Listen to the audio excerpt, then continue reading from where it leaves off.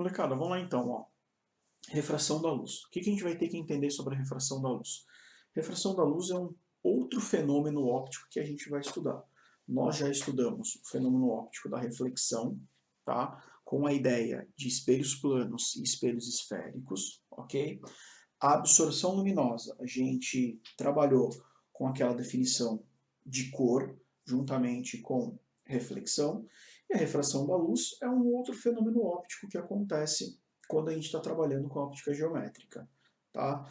Nós vamos trabalhar com a ideia básica da refração da luz. Então, primeiro eu tenho que entender o que é essa refração.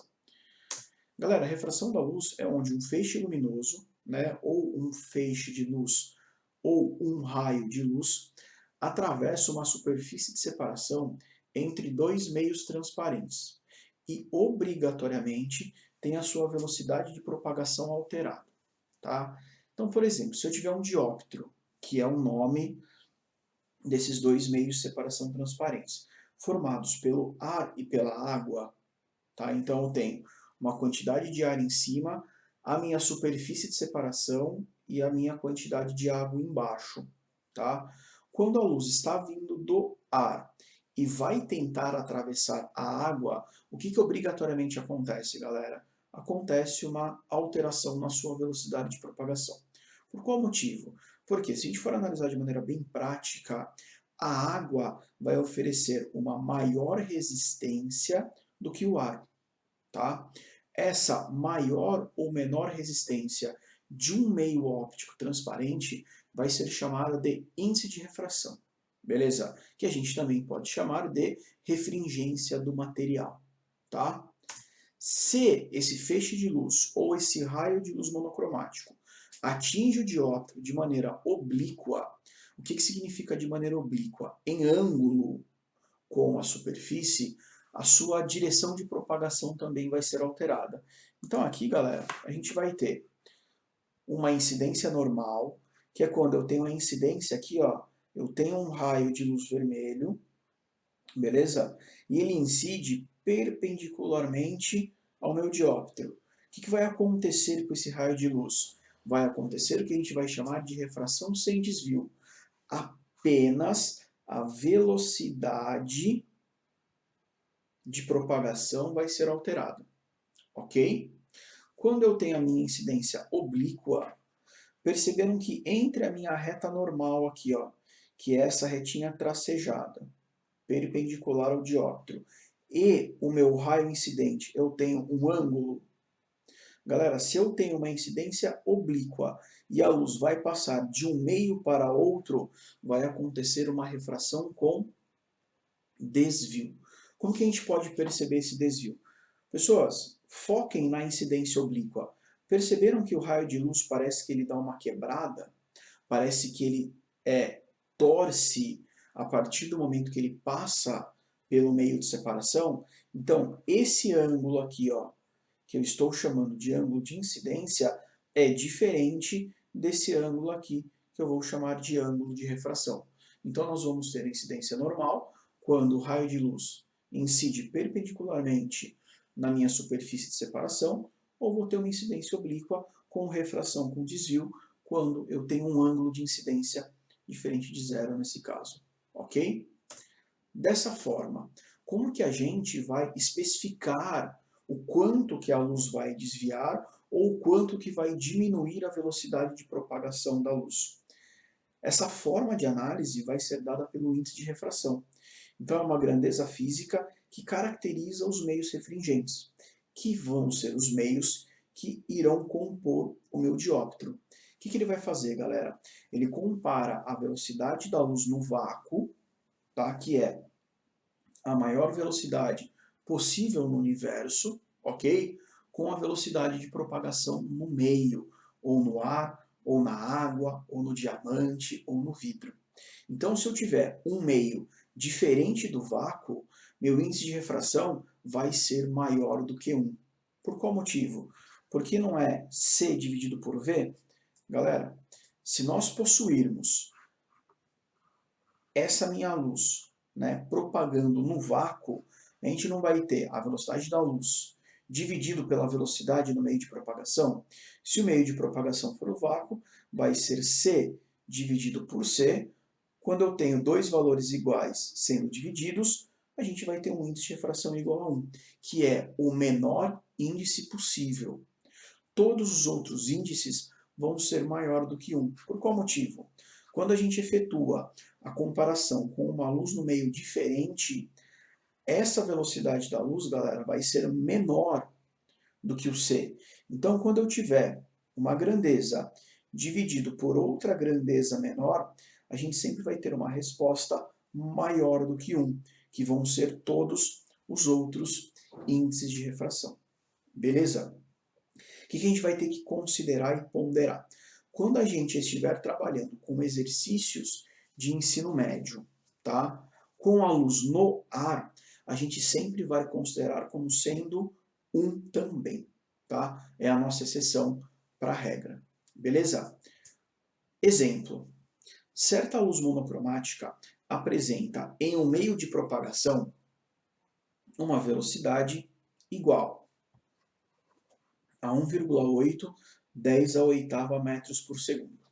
Sabendo que a velocidade da luz no vácuo é de aproximadamente 3 10 a oitava metros por segundo, determine o índice de refração absoluto desse meio refringente.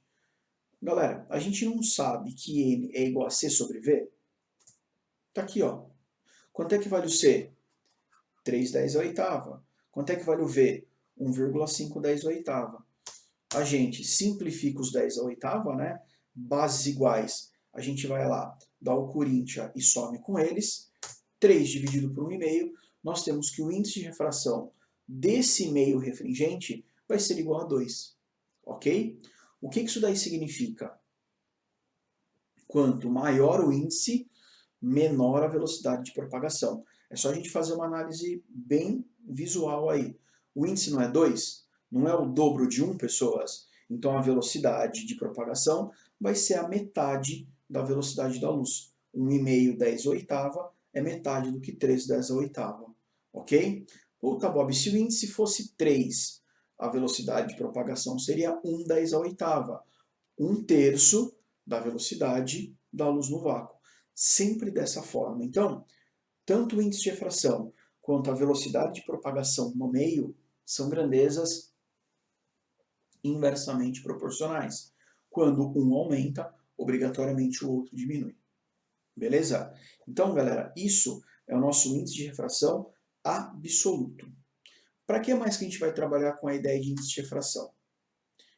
Com a relação de que todo o índice de refração depende da cor da luz monocromática e do material do qual é constituído. Nesse exemplo, galera, nós temos 4 cores e 2 materiais. Então a gente vai ter violeta, azul, amarelo e vermelho. A gente vai ter o vidro crown e o vidro flint. Tá? Qual que é a diferença entre os dois? Por que eu sei que são materiais diferentes? Porque eles apresentam índices de refração diferente para a mesma cor de luz. Galera, cor da luz, como é que eu defino a cor?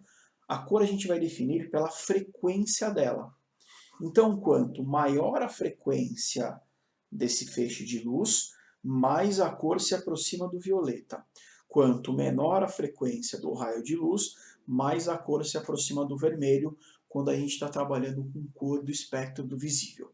Então aqui, ó, o violeta tem uma frequência de 7,692, 10 elevado a 14ª Hz. O vermelho tem uma frequência bem menor, 4,571, 10 elevado a 14 Hz. Então, galera, qual que é a ideia? A gente vai conseguir relacionar essa cor de luz, que está diretamente relacionada com a frequência, com os índices de refração. Então, ó, vamos pegar só o vidro crown e analisar as cores. Para o violeta é 1,536, para o azul é 1,524, para o amarelo é 1,517, para o vermelho é 1,514. Então, o que significa? Quanto menor a frequência, menor o índice de refração. E isso é bacana porque se repete para o vidro flint. 1660, 1639, 1627, 1622. Então, galera, quanto mais próximo do azul e do violeta tiver a minha cor, maior o índice de refração de cada material. Sempre desse jeito. Beleza? Então, a gente vai ter sempre essa forma de analisar o índice com a cor. Isso é importante quando a gente for trabalhar com dispersão luminosa para entender o porquê que a gente vai ter o arco-íris, ok? E para a gente trabalhar com prismas de reflexão, tá? Que a gente vai ter uma refração luminosa de acordo com a cor da luz que a gente vai ter aí e vai analisar qual vai ser a utilidade desses caras, tá? E para que mais vai servir o nosso índice de refração? O índice de refração, galera, a gente pode trabalhar também com a ideia de índice de refração relativo. Quando a gente pega a palavra relativo, né, vai lembrar relatividade, vai lembrar relacionamento, vai lembrar o quê? Uma relação. Então, é a relação dos dois índices de refração que compõem o mesmo dióptro. Então, por exemplo, aqui, ó, lembra daquela minha refração oblíqua? V1, V2. Obrigatoriamente alterou o valor da velocidade. Aqui eu tenho meio 1, aqui eu tenho meio 2. Ao invés da gente falar, o meio 1 vale tanto, o meio 2 vale tanto, a gente pode fazer o quê? Entender o quanto que vale a relação entre o meio 1 e 2, que vai ser igual a quem, pessoas? N1 sobre N2. Para que a gente usa isso daí? Para saber, por exemplo, se a luz vem do índice menor para um índice maior, ou vem do índice maior para um índice menor. Então, com apenas um valor numérico, eu sei, por exemplo, o que vai acontecer com esse raio de luz refratado aí. Essa é a ideia prática, tá? Como? Para saber se ele vai se aproximar da minha reta normal depois da refração, ou para saber se ele vai se afastar da minha reta normal após a refração luminosa, ok? E a partir disso, sabendo que eu tenho mudança na velocidade, uma possível mudança nos ângulos e, obrigatoriamente, dois índices de refração diferentes, vão aparecer para a gente, galera, duas leis para a gente trabalhar com refração luminosa. A primeira lei, o raio de luz incidente, o raio de luz refratado e a reta normal sempre serão coplanares. O que significa a ideia de ser coplanar? Vocês perceberam que vocês estão vendo o raio incidente, o raio refratado e a reta normal no mesmo instante, no mesmo plano? Então, galera, para a gente conseguir calcular esse cara, né, o que vai acontecer com esse ângulo, obrigatoriamente os três serão coplanares. Olha o que é interessante. Entre o raio incidente e a reta normal, o que aparece para mim, galera? Um ângulo de incidência. Entre o raio refratado e a reta normal, o que aparece para mim? Ó, um ângulo de refração. Se eu possuir o meio 1 diferente do meio 2, obrigatoriamente, esse ângulo de incidência é diferente do meu ângulo de refração. Beleza? Sem problemas? Essa é a primeira lei. Qual que vai ser a segunda lei da refração? É a lei de Snell-Descartes. O que eles falaram para a gente? O produto entre o índice de refração e o seno do ângulo formado sempre vai ser constante. Então, se a gente trabalhar com o meio 1, eu não tenho o N1 e o ângulo de incidência? Se eu for trabalhar com o meio 2, eu não tenho o N2 e o ângulo de refração? Galera, sempre, nesse caso, o índice de refração do meio 1, N1, multiplicado pelo seno do ângulo de incidência, vai ser igual a quem? Ao N2, multiplicado pelo seno do ângulo de refração. Então, isso é uma verdade matemática. Sempre vai ser constante. Se eu mudar o ângulo de incidência, eu mudo o meu ângulo de refração. Mas, galera, a constância entre a incidência e a refração sempre será a mesma. Beleza? De boa? Tá? O que dá para a gente perceber aqui, ó, na ilustração da segunda lei da refração?